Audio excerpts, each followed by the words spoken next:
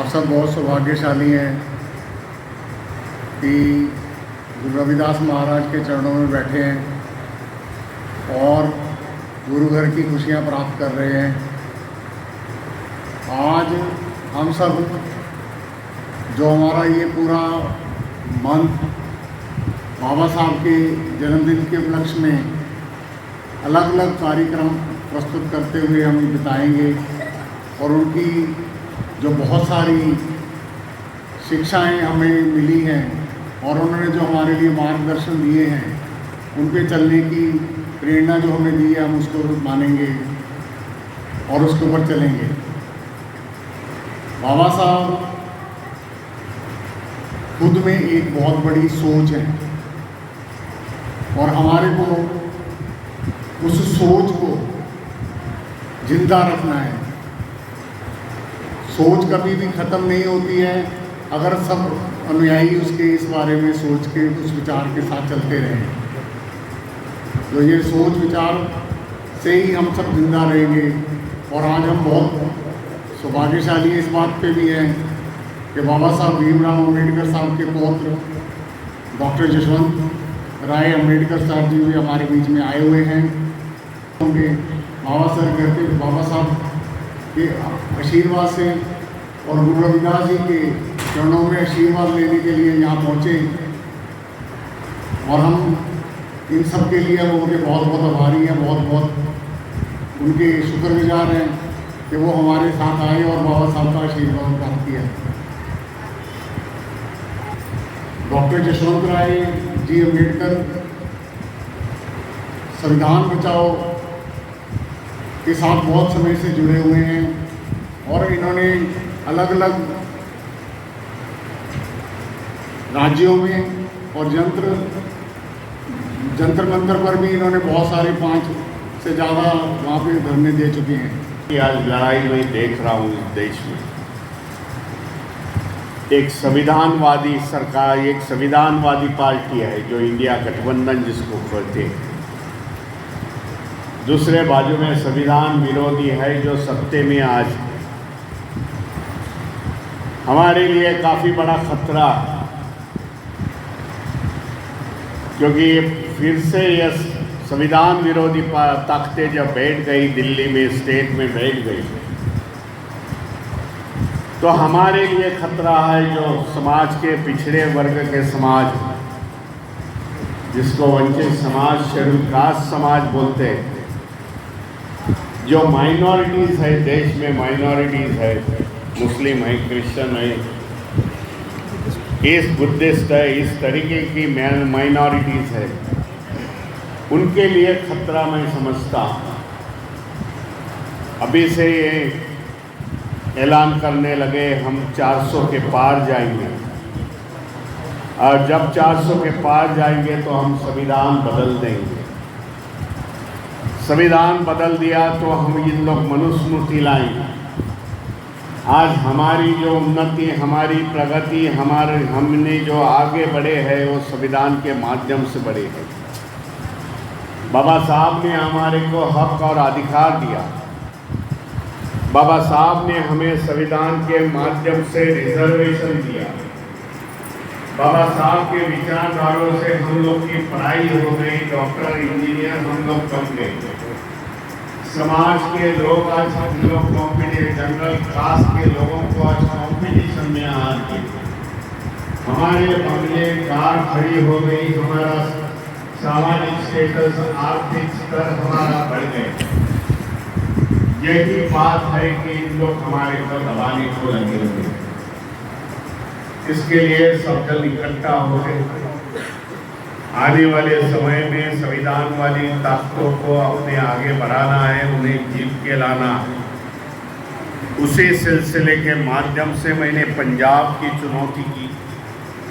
पंजाब में होशियारपुर से एक ज़माने में हमारे पिताजी जो बाबा साहब के अकेले लड़के थे, उनको भैया साहब अम्बेडकर बोलते थे, यशवंतराव अम्बेडकर, जो हमारे पिताजी हैं, उन्होंने चुनाव लड़ा था, पार्लियामेंट का चुनाव लड़ा था। खाली 3 दिन महाराष्ट्र से चल के पंजाब में आ गए और 3 दिन प्रचार करने के बावजूद 9,000 वोटों से पार्लियामेंट में हार गए। आज हमारी कोशिश है कि आने वाले समय में होशियारपुर में जब मैं इलेक्शन लड़ूंगा तो मैं 1 महीना यहाँ पंजाब में बैठने वाला हूँ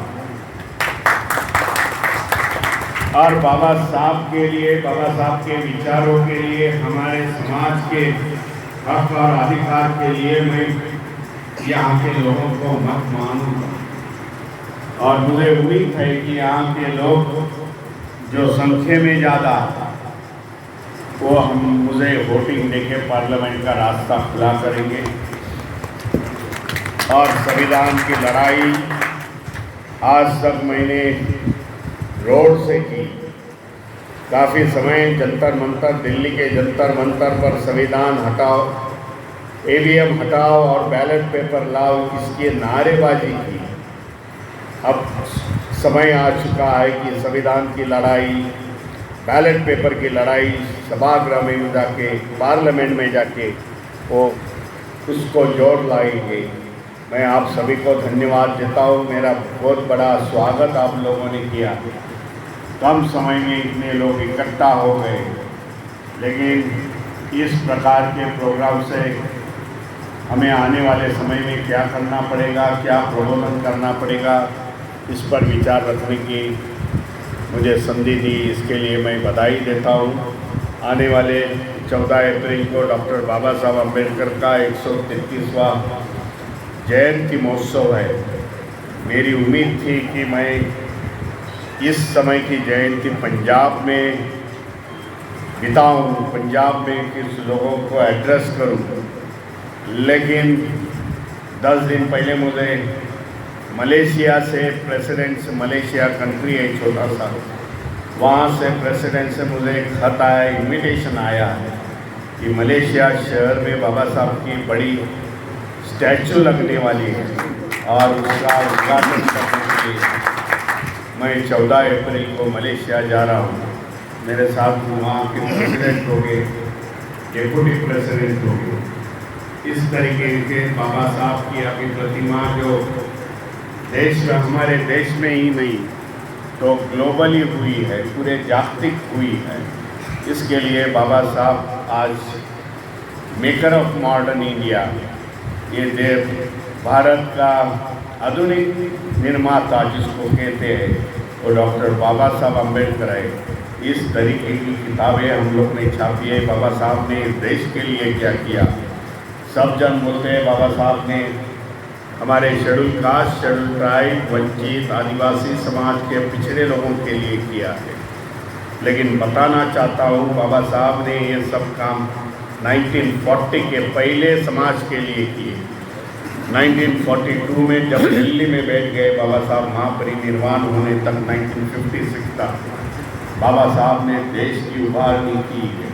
मैं यहाँ के डॉक्टर साहब है, यहाँ के प्रेसिडेंट है इस डेरे के, डॉक्टर आरपी सिंह जी, और उनके सहयोगी को कि इस तरीके की बाबा साहब की जो प्रतिमा है, देश के लिए क्या क्या किया। अब किताबें उपलब्ध है हम लोग ने पास। जय श्री राम।